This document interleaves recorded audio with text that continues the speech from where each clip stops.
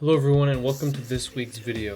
I haven't done a freelance type video in a while. I'm kind of one, running out of ideas, and two, sometimes I don't feel necessarily qualified, but there are a lot of you who are starting to get job opportunities from my videos. In the Discord server, you're mentioning that you have clients looking to work with you and you have questions. So today I'm going to be discussing freelancing communication before, during, and after the project. Before we get started with this video, I do want to remind you down below, hit subscribe and the bell icon to be notified of new videos coming out twice weekly on the channel. And down in the description, you can follow us on GitHub for coding updates and Instagram for other live updates. If you're not a member of our Discord server where we have a lot of this discussion, you can get help with scripting, extensions, plugins, expressions, submit tutorial ideas, hang out with channel members, and much more. And if you'd like to help support the channel financially and get cool perks like emojis, Discord status, code in advance, and a whole bunch more, you can become a member, supporter, premium supporter, or VIP, a link in the description. So this tutorial is going to be a little bit laid back. We're just going to be discussing all these notes here, my personal experience, and how you can apply it to your projects and client communication. First, we're going to start with communication before you start the project, which arguably is probably the most important part and will also play a role in whether or not you get the freelancing job itself. In general, with these videos, I talk about scripting, extensions, plugins, and that sort of client work, doing freelance programming, creating these tools for people, whether they need it for personal uses or they want to resell it on the market. Most of the time, you'll start out with an email or a message thread on Skype or Discord or Slack. And the way you communicate with them up front is going to establish the rapport and how you're going to work on them with the project. So making sure you start off very clear and honest in the way you communicate is very important. You don't want them to be surprised when you disappear and focus in on your work for some days when they expect you to maybe be messaging them every couple days to check in on things. So it's just good to be upfront. The first thing is to establish how you work, like I just said, and receive pay up front.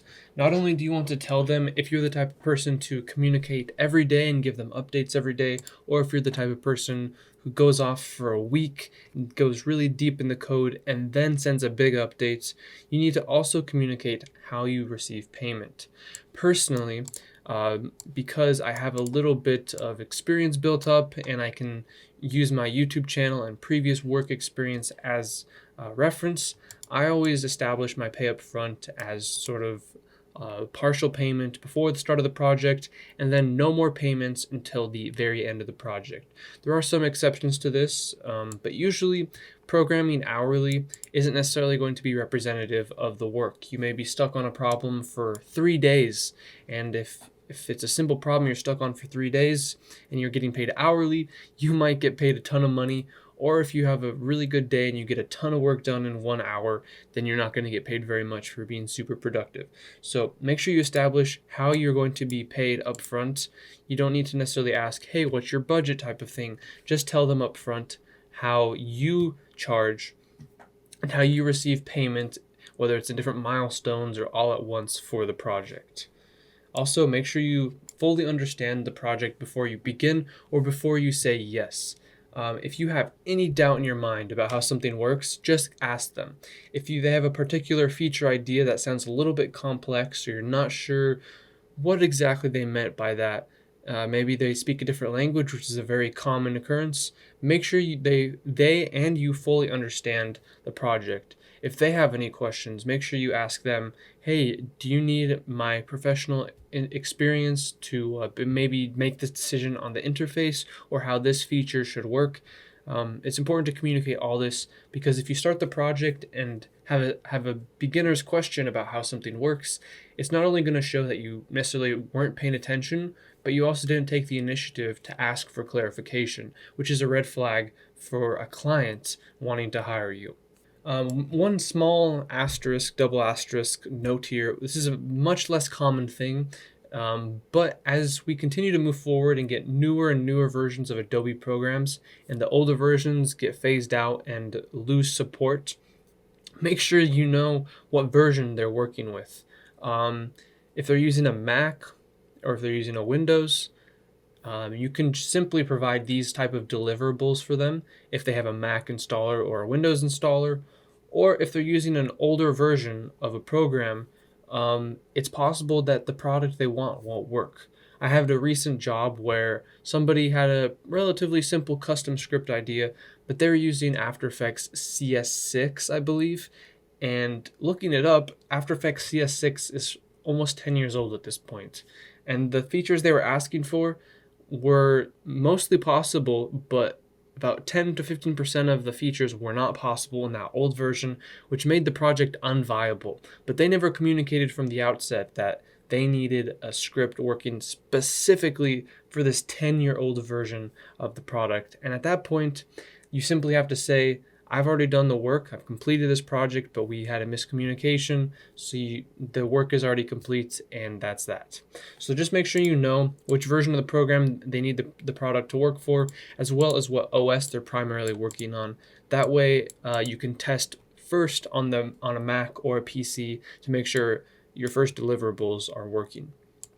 Then you want to establish which platform you're going to communicate on. This is more or less once you start moving on to actually accept the project, whether it's email, Skype, Discord, Slack, or whatever else. You want to make sure you establish with them where you're going to be communicating next. Sometimes email is a bit too slow, so you may want to move over to something more instant, like one of these other options. And if they don't use anything besides email, or they just want to send you DMs on Instagram, which happens sometimes, you may want to just say, hey, use one of these apps. It's going to make this process a lot faster. And lastly, before the project, always ask any questions you have, and always ask if they have any questions or need clarifications. A lot of times, us as developers of these add-ons get so focused on the code and we become so familiar with how things should be tested.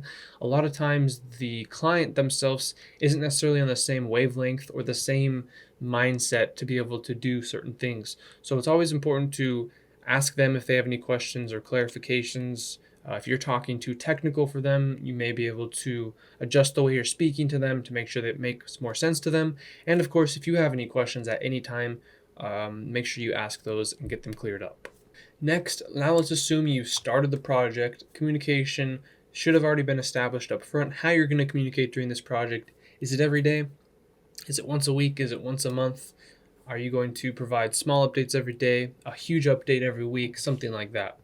Part of how often you communicate with the client during the project should have been communicated up front. As I say, no one wants that surprise of you disappearing or you being too annoying and messaging every day with updates.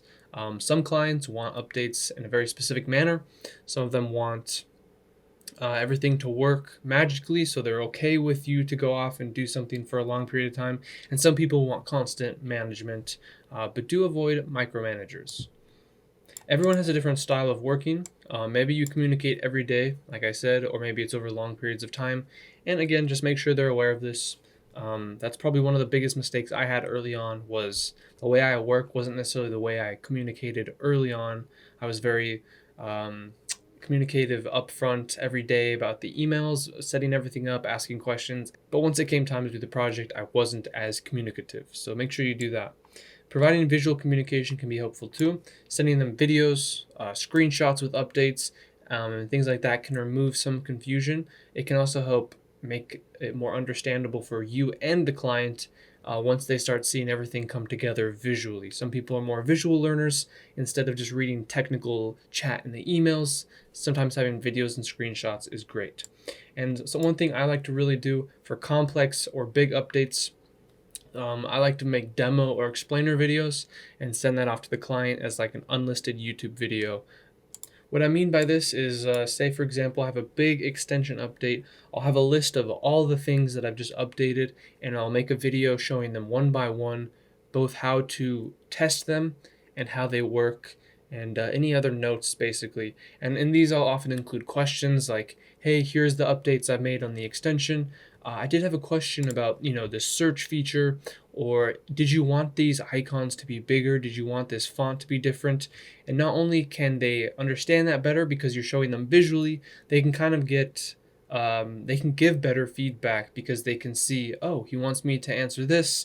Maybe well, that font size looks a little too big, I want them to make it smaller, and they can see it in context of the project.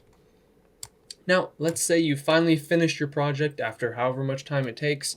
Communication after the fact can be important too, to make sure that everything is closed out properly and any potential future work can be worked out. After you finished, always ask how the product is working a few days, few weeks, a few months after you finish. You don't want to necessarily bug them immediately, like 2 days later after you finished it. They might be off testing things. They might be off working on another project, have that thing that you sent on the back burner. Always give it a little bit of space and then go in and ask how everything's going. Me personally, I like to offer free bug fixes for anything that I've missed in the testing process. Maybe they find something I didn't find. So check in with them at some point as well to see if there's any bugs that need fixing. Some clients might be a little put off if you just ask, hey, can I get more work? Where's our next project? So asking them if there's any bugs or things that need fixing will basically come across as more professional and allow you to open that door if you want to talk about future projects. So with that being said, if you want to reach out about future work, maybe you discussed it earlier in the project process, or maybe you just think that you guys work well together and you want to work on some future stuff, you're welcome to let them know this. But you do want to wait. They might be starting another project. They might be taking a break after 6 to 12 months of working with you. So wait some time. Make sure all the bugs on that project are fixed. Make sure they know how professional you are. And then you can start asking about other ideas they may have discussed or future work. They did just spend time and money on you, so you can give them a little bit of space.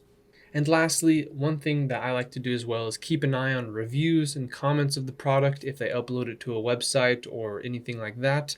You as the developer have some expertise in this. If someone has a bug and that they submit a comment, you have the ability to alleviate that and fix it, and then you can discuss with the client how to get that done and how to ship out that next deliverable. And you can also keep up to date with any clients on social media to show you care. Sometimes after you finish the product, you'll start seeing things on their social media pop up advertising the product, getting ready for release, and it's great to stay engaged with that. Maybe share it, show that you care, and that will help also get you more projects in the future.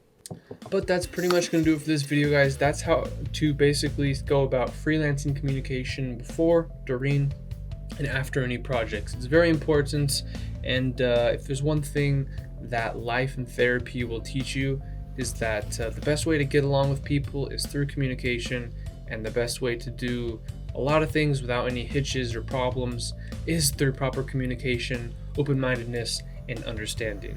If you enjoyed the video, hit the thumbs up button. Down below, hit subscribe and the bell icon to be notified of new videos coming out twice weekly on the channel. And down in the description, you can follow us on GitHub for coding updates and Instagram for other live updates. If you're not a member of the Discord server, you can come and join and get help with scripting, extensions, plugins, expressions, submit tutorial ideas, hang out with channel members, and much more. And if you'd like to help support the channel financially and get cool perks, you can become a member, supporter, premium supporter, or VIP, link in the description. Thanks again for watching. We'll see you guys next time.